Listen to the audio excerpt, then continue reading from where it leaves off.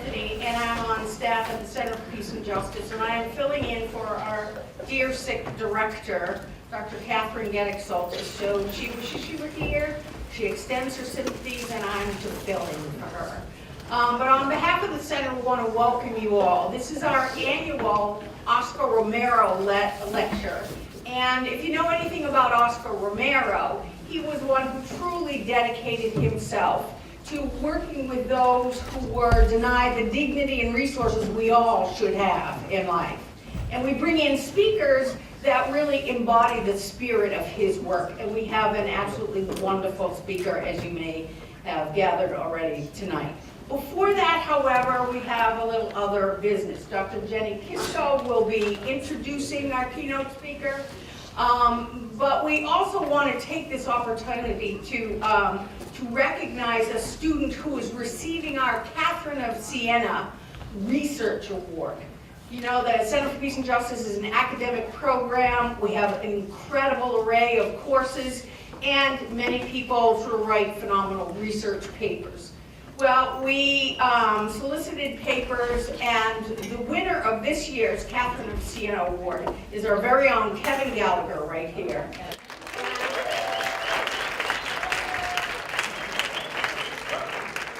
I was told he purposefully did not wear sweats for this occasion, so he has dressed up. He's dressed up.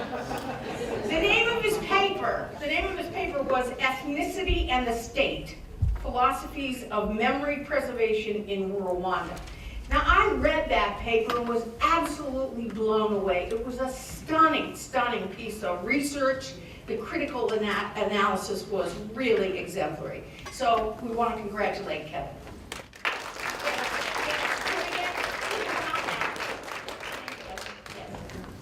We have a certificate for Kevin, which I'm sure he will display on his wall for the rest of his life, and a small sort of monetary gift. So please congratulate him again.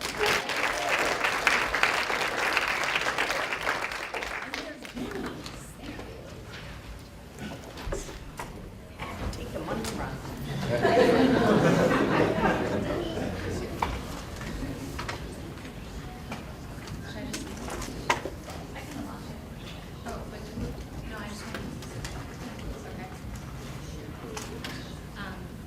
So good afternoon. Congratulations to Kevin, who I think had to step out. But my name is Jenny Joyce Kisko. I have the privilege of teaching in the Center for Peace and Justice Education here at Villanova. And I just want to, on behalf of the Center, I want to thank each and every one of you for being here today. Those of you who are from Villanova and those of you from the local community. We are in for a real treat. For several years, it has been the hope of the Center and many Villanova students to welcome Anne Mahlum to campus. We are so grateful and so excited that the day has finally arrived. Ms. Mahlum has generously agreed to give the 2013 Oscar Romero Solidarity Lecture titled Back on My Feet, #RunPossible. And then she's going to answer some questions from the audience. So as a show of our hospitality at Villanova, we ask that you all remain seated until the event concludes when we are finished with the Q&A.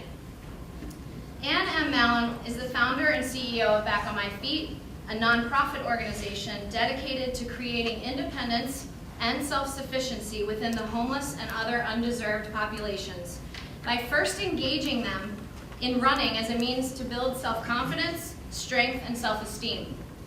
After launching in Philadelphia, July of 2007, the organization has expanded to 10 chapters: Baltimore, Washington, Boston, Chicago, Dallas, Indianapolis, Atlanta, New York City, and Austin.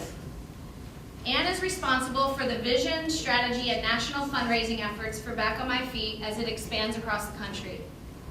Anne and Back on My Feet have been featured on several national media outlets, including CNN, ABC World News, and NBC Nightly News. Anne attended graduate school at American University, where she obtained her master's degree in political communications in 2003. She's an avid runner, a passion originating from a way to cope with her father's gambling addiction, and she has competed in 10 marathons. It's her goal to run a marathon on every continent, and Antarctica is the last one on her list.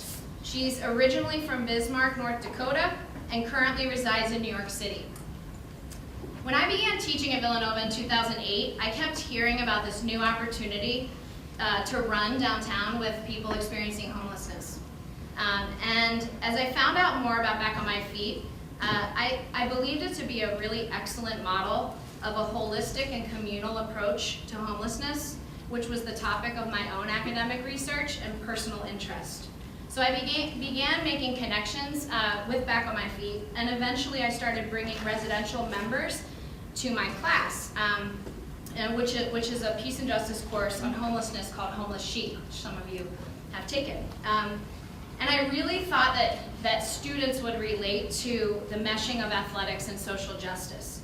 So in 2010, several students from the class enthusiastically came up to me and suggested, we have to start our own student chapter. We need to run with Back on My Feet in Philadelphia. And so under the leadership of graduating seniors Frank Doherty and Caitlin Powers, the founding co-presidents of Villanova's Back on My Feet, every Friday morning at 5 a.m. for the past 2.5 years, Villanova students have made and continue to make the short drive to Philadelphia to run with Back on My Feet teams at New Jerusalem, Our Brother's Place, and House of Passage. Their dedication, like Anne's, is unmatched. And so it is my pleasure to introduce Villanova senior Caitlin Powers, who will briefly share the influence of Back on My Feet before introducing our 2013 Solidarity Lecturer.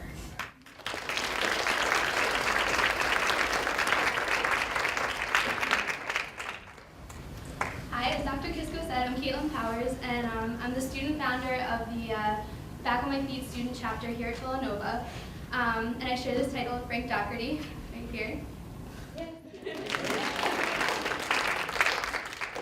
I stand here as a senior reflecting on how Back on My Feet has really influenced my time here at Villanova and who I am as a person.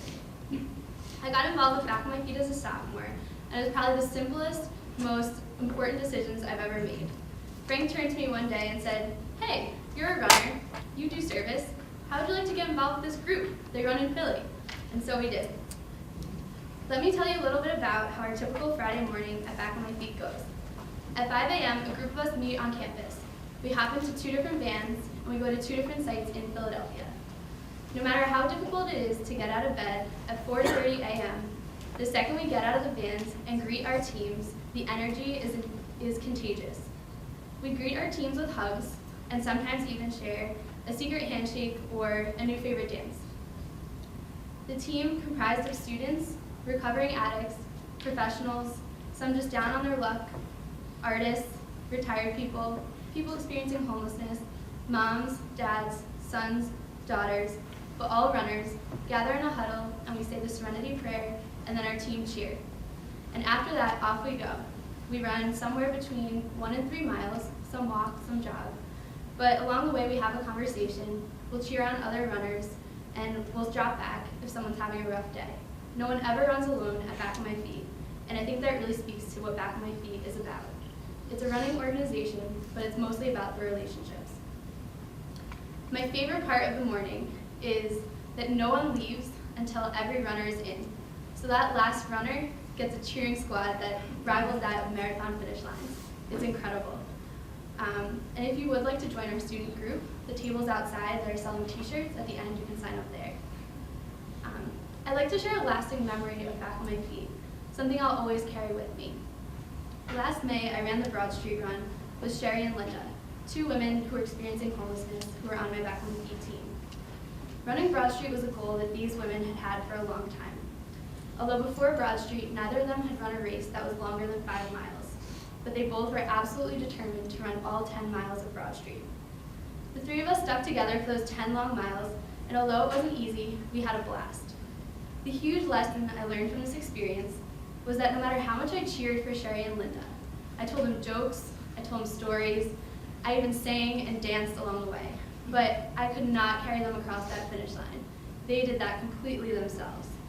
Each of these women logged hundreds of miles, many of them on their own, outside of the regular Monday, Wednesday, Friday Back on My Feet runs. On race day, each of these ladies put one foot in front of another and ran toward their goal. They each overcame all the voices in their head telling them that they couldn't do it. This is the beauty of Back on My Feet. It pushes each person, housed or homeless, to pull from within them the strength, confidence, and discipline that was there all along, but they never knew was there. It is about seeing the best in yourself and others. It does not matter what pace you run. You are a runner, and this is our shared identity, and it brings us together. I spoke to Sherry the other day, and she's living in her own apartment. She's working really hard at her job, and she's even looking into buying her own home. And that story is not uncommon for Back on My Feet. So, I would like to thank Anne Mahlum for making this experience possible. This experience has really shaped the way I view the world and myself. With that, it is my pleasure and my great privilege to introduce the founder and CEO of Back on My Feet and my personal inspiration, Anne Mahlum.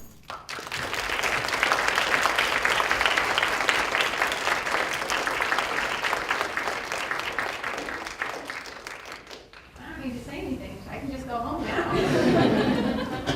We're going to watch a quick video, guys, so folks who aren't familiar with what we do, you can get a visual into our work.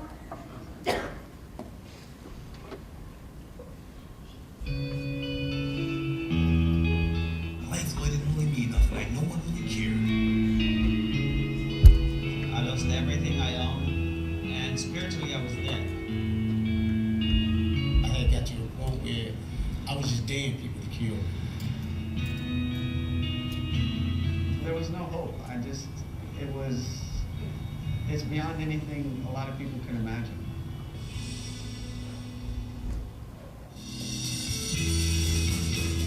It takes one person to say something or do something. That's how every single thing happens. There's a change of things that are within, and the wisdom to know the difference. She says, I want to take some homeless people away. And that's just what Anne Mahlum did. Almost there, you got 3 blocks. They give you a second chance. They give you a reason to live. They give you to show you that self-worth. It comes back that you lose going into that crummy place. You know what I mean? There's going to be no movement. Nothing is ever going to change if people don't know that they can change.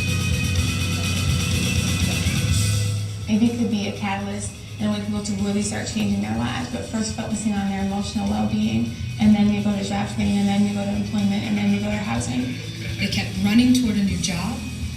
They kept running toward a new home. They kept running toward the life they had always imagined. Things are going right, and you're doing positive things based on your choice and your interests. When you're able to do something that you never thought you could do, other things get to look easy. It's just as simple. Running is something special.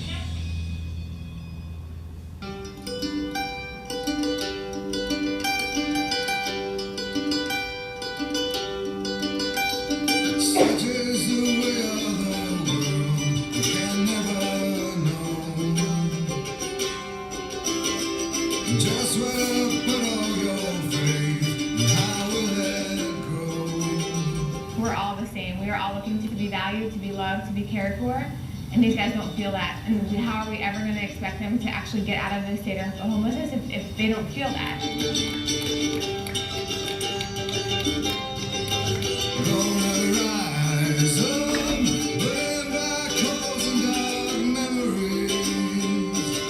You know, no one wants to grow up being a loser. No one wants to be in a shelter. They just need that little grip, pick up, that you are somebody. You guys working hard today, man.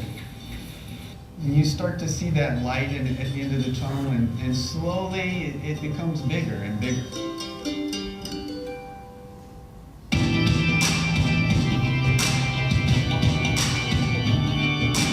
Just because I'm losing doesn't mean I'm lost. I'm not the one who's changing their life, like they're doing it for them.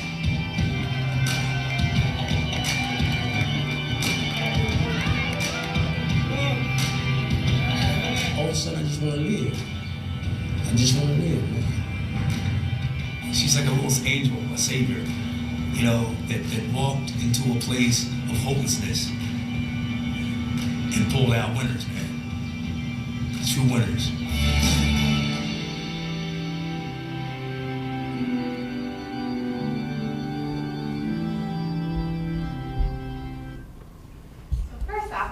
let you guys know Back on My Feet's not about me. I get to be the spokesperson. I'm really privileged and honored to be able to do that, and I get to serve as the voice for our members because they usually don't have one. Thank you, Jenny. Thank you, Caitlin, for having me and Casey out here today.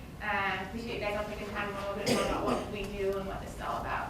But this isn't, I really want to make this relevant to you guys. What I'm going to do is share a little bit of my personal story with you and how this whole thing happened, because Back on My Feet didn't start around some conference table, people thinking what's the answer to homelessness, and oh my God, it's running, why didn't we think about that before?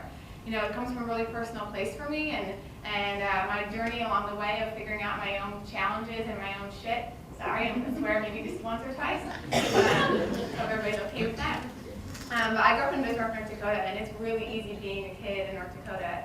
I had my school, which was 4 blocks away. I had tons of kids to play with. I had this huge yard and a bike. And I thought every kid in the whole wide world grew up the same way that I did. I had 2 great parents, younger brother, older sister, and a really special relationship with my dad, who is just my person. We had this relationship based off of wit and charm and playfulness and sports and athleticism. My dad used to drive literally 4 hours to watch me play a game of, junior varsity basketball, and it was not worth it. And he's just like my guy. And I had my entire world figured out by the time I was 12 years old. I used to keep this box underneath my bed, and inside this box I would put pictures that would represent my life when I was going to get older. So I had pictures of this huge white house with white picket fence and green shutters, pictures of this really tall, dark, handsome guy who was going to be my husband. My boyfriend's 5'10", so he wouldn't send me with some. And I had pictures of these women in suits who were living and working in New York City, and my life was just going to be that great and that easy. I was going to grow up, go to college, get married, have this amazing job, this amazing husband, this amazing house, this amazing life, and that was going to be it for me. But when I was 16 years old, I really got a hard dose of reality into what my dad's reality was like and how it shattered everything that I thought to be so very real and true. I was sitting home summer before my sophomore year in high school, and my dad came home from work early and asked if me and my brother and sister could leave for a couple hours so he could talk to our mom. My dad's not the let's sit down and have an emotional conversation type of guy, so I knew something wasn't right, and we left.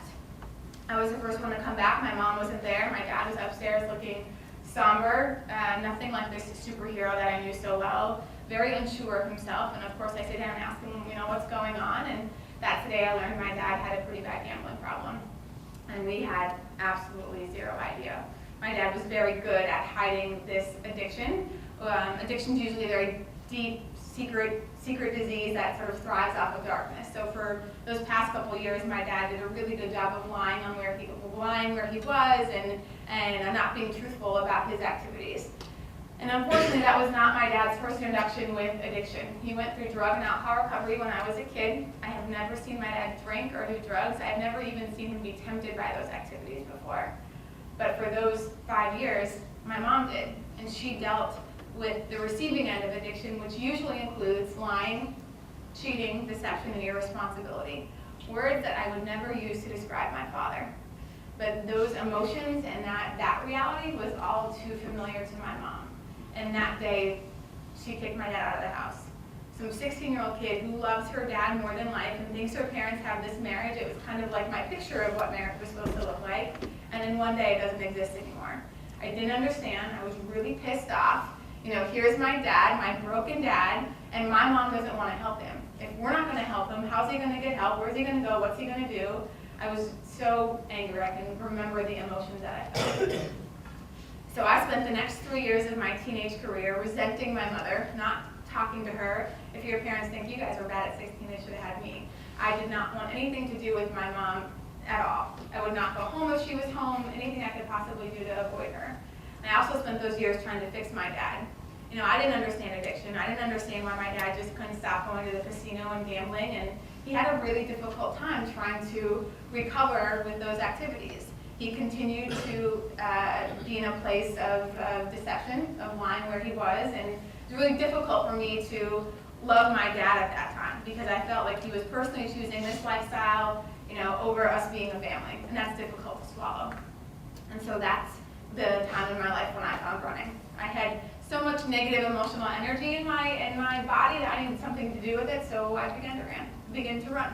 And thankfully and quickly, I got consumed by the life lessons that surround that sport. For those of you in here who are runners, you get it, right? Like, running teaches you things. It teaches you that you have to take life one step at a time. You have no choice. If you're going to go out and run 10 miles, you have to do 1, 2, 3, 4, 5, all of them in between. You can't just go to run number 1 and number 10. It doesn't work that way. And sometimes we get on some roads in life that are pretty shitty. And we have choices to make when that happens, right? Just like running. When you see that hill in front of you that you know you don't want to run up because you're tired and your legs hurt, you can make excuses, right? You can just turn left or turn right or turn around. And we make up these excuses in our head of why it's okay to do that, instead of mustering up that hill and persevering through things that get tough. And there was a point in all of this when I decided, you know what? I don't have to be a victim of my dad's choices. I don't have to be a victim of being from a broken home. I had nobody who had parents that got separated. Everybody knew my dad was struggling with gambling, that he filed for bankruptcy. Bismarck is not the metropolis that people think it is. It's a small town, so everybody knows everybody's business. And I felt really alone and really angry and upset. And I thought, you know what? If I can just get to this place that exists inside this box underneath my bed, my life will be okay. It'll be perfect, and I won't have to worry about this crap that I didn't choose. This is what I wanted. My life was going great, and someone went and messed it up. And so I made this commitment to myself that I'm going to get to that place, and I'm going to get there quickly. So I started going 1,000,000 miles a minute. I go to college. I graduated early. I took 21 credits every semester. I went to grad school, graduated early, all for the reason that I was just trying to get to this place of happiness, which I thought existed in this imaginary place. And I found myself in DC, worked there for a couple of years, and then I moved to Philadelphia when I was 24 years old to work for another nonprofit, doing marketing and outreach and branding and sponsorship. And from the ages of 24 to 26, I had no idea who I was. Everything that I thought to be that I thought was going to make me happy, I started to question. What if I actually get to this place that I've made up in my head where my happiness exists, and I still don't feel any differently? Do I actually want some big house? Do I want to get married? Like, what do I want to do with my life? I feel really empty. I didn't feel very purposeful. I didn't feel like I had any direction. And that's a really frustrating place to be in, and I think we all go through it at some point, probably once or twice or 3 times. And when you don't really know where to look or where to turn or what direction to go to find some meaning in your life, it's a really tough spot to be in. I didn't have a lot of friends. I didn't know who I was. And so after a few months of this, I decided, you know what, I just got to quit my job. I got to quit my job because it'll serve as the impetus for me to then go do something else, and I'm forced to figure it out. So I quit my job, and I got approached by Comcast to go work for them and work in their government affairs department. Travel the country, big job for a 26-year-old, more money than I probably knew what to do with at that age. And I got really intrigued. You know, I knew my mission and my purpose probably wasn't at Comcast, but if there was any ounce of me that thought that I wanted this life that I created in my head, this was going to give it to me. And so I thought, you know, I think I'm going to take this job if I get it. I'll learn a ton about myself, and then I'll really be able to figure out what I'm supposed to be doing with my life. So at the same time, the only stable thing in my life is running. 5:30 in the morning in Philadelphia, Monday, Tuesday, Friday, Sunday, that's where I was. Not because someone made me or I felt like I had to be there, but because that's exactly where I wanted to be. Nothing made me feel more alive than being out there running. It was, you know, pretty amazing for me. And there was this homeless shelter that was not even a half mile away from my apartment that I had literally ran by hundreds of times before. I had to walk by it to get to work. And I never gave a damn about the people that I saw. I frankly ran on the other side of the street. I didn't talk to anybody. I didn't look at anybody. And in May of 2007, these jovial group of guys started to wave at me. So I got good Midwestern values. I started to wave back. They started to say good morning. I started to say good morning. It starts to turn into this really fun, quick-witted 5 to 10 second conversation as I would run by them each day. You know, I joke that they would ask me if all I do is run, and I'd ask them if all they do is stand there. And it was really easy for me to talk to them like that because that's how I talked to my dad, and those guys reminded me so much of him. My dad is clever and witty and will give you everything of what he doesn't have. He's a little rough around the edges. And fortunately, I was smart enough at this point to realize I'm absolutely cheating these guys. Why do I get to be the runner and they have to be the guys, the homeless guys on the corner? Why don't I just run with them? makes perfect sense in my head. I'm gonna start a running club because running doesn't discriminate. It doesn't care if you're white, black, rich, poor, a college kid, 32-year-old, or some 16-year-old messed up kid. It can make you feel like you can fly.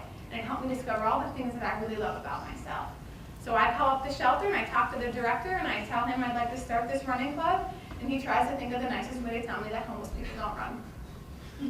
And I ask him if you could just take a poll and see if anybody's interested. I'll be there 3 days a week. I live right here. I can come every Monday, Wednesday, Friday. This will work out great if we have some interest. And he tells me not to get my hopes up, but that he'll at least ask. Well, a week and a half later, I get an email from him with the names of 9 guys and their shoe sizes, asking me what's next. So I'm super excited. I send out the email to anybody I have an email address for, asking for shoes and for clothes. If you don't have that, I'll take your money so I can go buy these things. And everybody starts to send in all this stuff. All of these shoes, dozens of pairs of shoes, old, dirty, worn out. And I remember thinking to myself, I don't want to run in those shoes.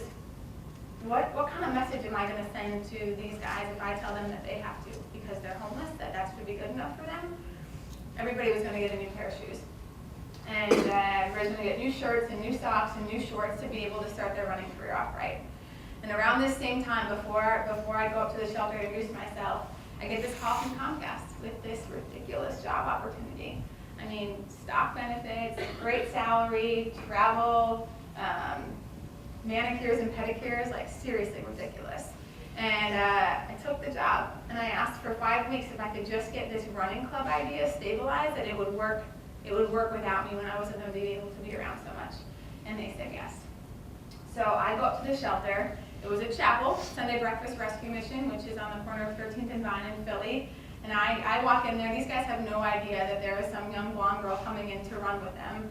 So I walk in, and some guys are crossing their arms looking at me like, one eyebrow in the air, wondering, who the hell's this chick? And then some guys are leaning forward, wondering, who is this chick? I got all different emotions coming at me, and so I just opened up about my dad and who I am and how running has meant so much to me and why I'm even here. It was because of those guys outside on that corner. And everybody got shoes and clothes and all that stuff, but the most important thing that happened that night was everybody had to sign a piece of paper. This was just some simple document that I put together that called the Sunday Breakfast Rescue Mission Running Club Dedication Contract. And it said, if you want to be a part of what we're doing, you have to sign this. And you have to commit to these things. You have to show up 3 days a week. You have to come on time at 6 a.m. You got to come with a positive attitude, and you have to be willing to support and respect your teammates. I didn't look at these guys and say, oh God, you guys are homeless. If you make it once a week, totally good for you. Or if you're late, don't worry about it. Just don't try to be too late. It must be tough living in this shelter. Here I was, some absolute stranger, not bringing in any stereotypes with me and expecting pure excellence from them. 100% commitment, no excuses, 100% dedication. And it was almost as if these guys were waiting for someone to look at them and see something in themselves that they didn't even see. And these guys all looked at each other, and they were nodding their heads and looking at me, and everybody signed that piece of paper that night, including me. And we had our first run on July 3rd of 2007. So I show up, I'm 15 minutes early. All these guys are already out there stretching and getting ready, and I had some really great media contacts in Philly, and I wanted to get the word out because I've got to go take this Comcast job soon, and two, I just think this is a really cool story to talk about, what these guys are doing. All of these reporters had the same reaction. There is no way this is happening. Homeless people don't run. I show up that morning, every single station and newspaper was on that corner because they had to understand the answer to their question. Why are these guys doing this? There's this elitism about the sport of running, right? If you're an athlete, if you're a runner, you're disciplined, you're motivated, you're ambitious, you're type A, you're focused, you're responsible. And there's this stereotype about those who are homeless, that they're lazy, they don't want to work, and they sure shit don't want to work hard. Aren't they dangerous? Don't they drink all day? These two things just did not go together for people because of the generalizations that occur around this issue. So all this media shows up and they start talking to these guys and why are you out here? Why are you doing this? And they get the most obvious answers. I just want to try something new. I want to see if I can get healthy. I want to meet some new people. Thought this sounded like fun. And you could just feel like the shame or the humbleness sit into these reporters who are asking these questions. Yeah, that makes sense, I guess. So all these stories start to be written and on TV about this unlikely group of runners who are leaving from 13th and Vine 3 days a week. And people start calling and emailing, and all of a sudden this group starts growing from me and these 9 guys to 15 and 20 people, the most diverse groups of folks you're ever going to see. These friendships are being formed. You know, these people are finding things in common and they're looking beyond their state of socioeconomic status, or they're looking beyond the state of homelessness.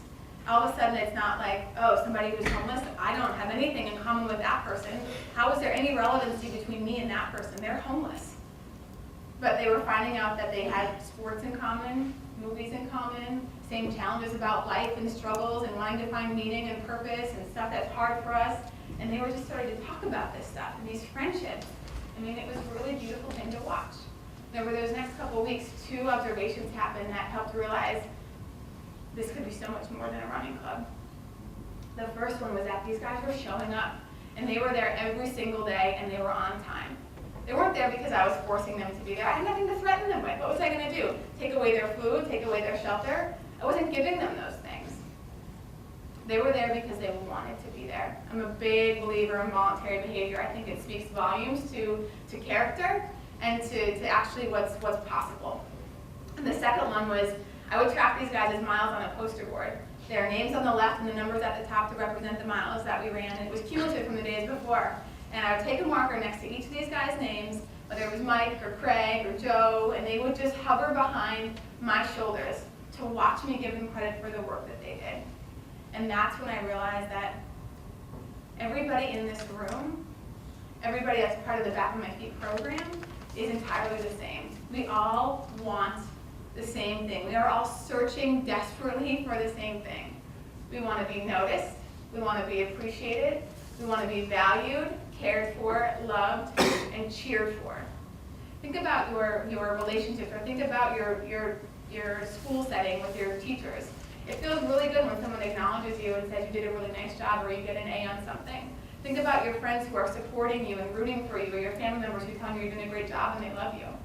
If we don't feel those things, and I can speak from being in the workforce, if you don't feel those things at your job, you leave and you go find a different job who's going to appreciate you. If you don't feel those things in your relationships, you leave your relationship to go find it someplace else. These are basic human needs that we have right above food and shelter. It's what being a human being is all about. And it was so apparent that these guys didn't have that in their life. And if they didn't have that, how are they ever going to get out of this place of homelessness? How is it even going to be possible if they don't have a support system, if they don't look at themselves and like themselves, if they don't have the self-confidence, the self-esteem, the self-worth, and the self-value to take those necessary steps in their life? There's no way that change is possible without those ingredients. So this question starts forming, what if we can truly change the way these guys see themselves? From somebody who's homeless, potentially undeserving and not capable, into somebody who is a runner, a teammate, an athlete, a friend, responsible, reliable, disciplined, focused, a goal setter. If we can get them to look at themselves like that, can we truly change the direction of their life? Can we create self-sufficiency in their life where they can have a job and a place to live and be a productive member of society? Is that possible? I do not have a background in homelessness. I knew nothing about this issue. I did not go to school for it. I do not have a master's in social work or a clinical background or anything. But this question seems pretty obvious, right? If you don't have self-worth and self-value, how are you ever going to have the courage to do anything different with your life? So, and if these guys in this shelter happen to need this program, what about all the other shelters in Philadelphia? What about all the other shelters in the homeless facilities all over the country? When you're 26 and you're naive, it really works in your favor because you have no idea how much work is in front of you. On top of this question, my personal life is starting to make a ridiculous amount of sense. You know, for 10 years, I never had anything good that came out of my dad's addiction. It was tears and heartache and hardship and anger and resentment and nothing good. And when things happen to us that we don't understand, or that are, or things happen to us that are bad, or whatever that didn't go as planned, we want answers. We almost need answers and closure to be able to understand and accept it. And I never ever had that. And now to be able to have that and realize, you know, I'm just not this clever to plan everything that's going on. You know, here I am using running as a teenager to get through my dad's addiction. 10 years later, I see this group of guys and I'm searching for my own purpose to remind me of him. I decide to share my passion and my purpose with them, and all of a sudden, I'm healing everything inside of me to deal with my dad. When your life starts to make sense like that, you start to pay attention. You know, so I'm sitting thinking, oh my God, this is what I'm supposed to do with my life. I'm supposed to build this organization and make it into something more comprehensive that'll help these individuals truly, genuinely, and profoundly change the direction of their life. So I'm talking to everybody who will listen to me about this idea.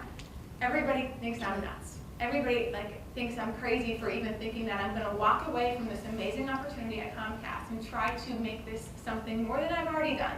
Everybody kept saying, "You're already doing enough. Anne, you're doing enough. Look what you've done for these people. Come on, just give back when you can. What are you talking about? This isn't good. What if they all quit? Then what are you going to do?" You know, all of this doubt, right? Which was doubt that, you know, was substantial doubt and were good questions people to be asking. But everybody just kept seeing the negative. But again, realizing that all these pieces coming together that were working, I felt as a bigger part of me, and I just felt like the messenger. You get to a point in your life, and it will happen to all of you if it hasn't happened yet, where you have to stop looking for validation. You know, this was a moment for me when I had to ask myself these what-if questions, right? So, what if I take this Comcast job and I do just give back when I can, and I just do it on my own time and volunteer and do this stuff that makes sense for me? I didn't think I was built that way. I thought I'd spend the rest of my life wondering what actually would have happened if I just gave that thing what it needed, if I just nurtured it and put my time and energy into it. You know, there's just no way I could do that. Okay, that's not going to happen. So the second question, what if it doesn't work?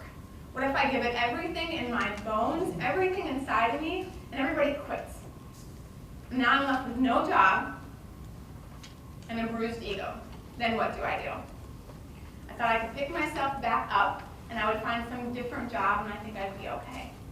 But the third what if was, what if it actually works? What if it actually works that we can change the way that people see themselves to help them change the direction of their life?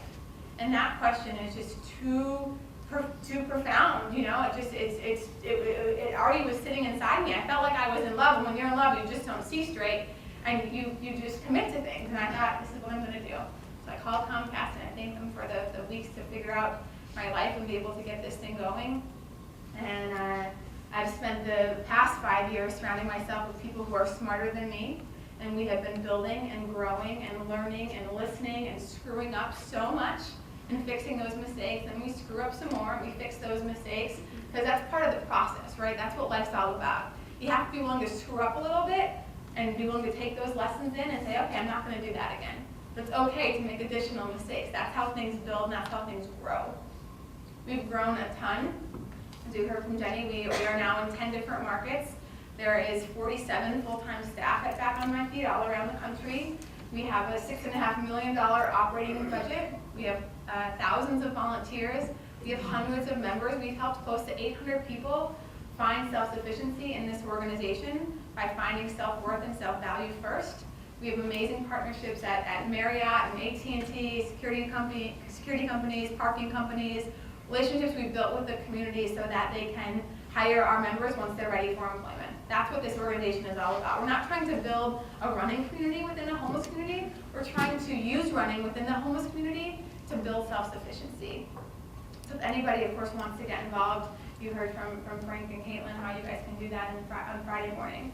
But some of the things that 2 points that I want to focus on with you guys, and I'll let you ask some questions, are, one of the interesting things that we do in the morning sometimes when we ask our members questions, right? We're working on engagement and socialization and helping them like themselves more, and actually asking them that question.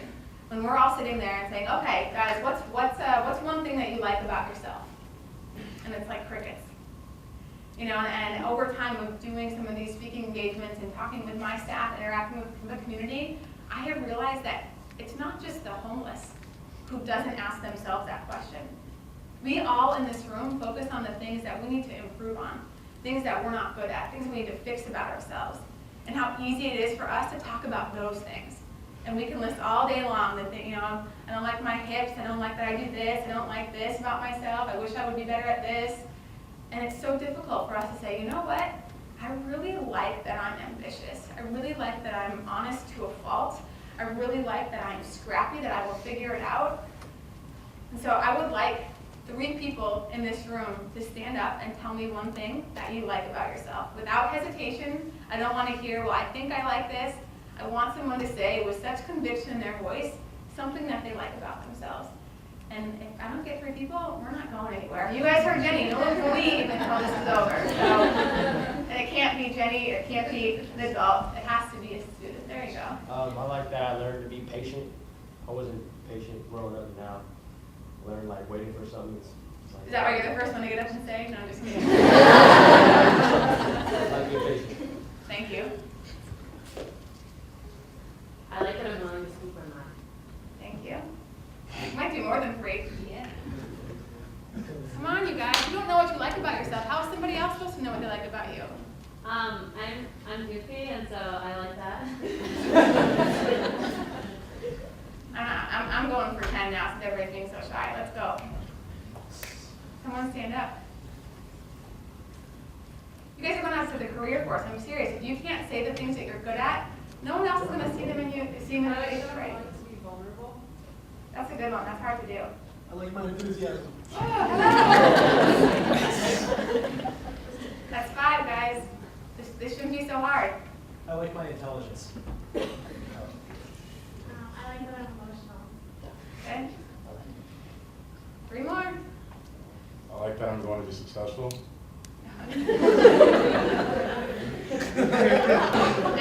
and your humbleness, apparently. 2 more. I like my drive to make a difference. 7. I like that I really care about other people. Good. So I won't put everybody else on the spot. Usually I go around the entire room. We don't have that much time. You guys should, I encourage you to think about that stuff, though. It's really important that you can look in the mirror and say those things. Not only what you like about yourself, but what you're good at. Again, it's very difficult to go far and to make change and be successful if you don't know those things about yourself. We beat ourselves up far too much to be able to move beyond some of that stuff. We just get fixated on the things that we, again, don't enjoy about ourselves. And the second component is, we had a little session before this, and a lot of times when I talk to college students, they're always like, oh, how do I, what's next in this step, and I need to go get this job and do all of these things, and all this pressure from everybody else. And it's really being able to, what I would like for you guys to hopefully learn a little bit out of this conversation is, you're going to have to take some risk in your life. And risk is scary, and it feels scary, and it feels shaky. You're out on this branch by yourself, and you don't know if this branch is going to hold or if it's going to let you go. But that's exactly what life is all about. If we're not willing to do that, it's very difficult for us to get the best out of life. It is so easy to take the safe road. It is so easy to be comfortable, but when you get comfortable, that's when actually we become complacent. When we become complacent, we miss out on so much of what we're here for to do. And so challenging ourselves every single day to do something that scares us, do something that pushes us beyond our limits, even to the point of walking down the hall and saying hi to somebody that you don't know.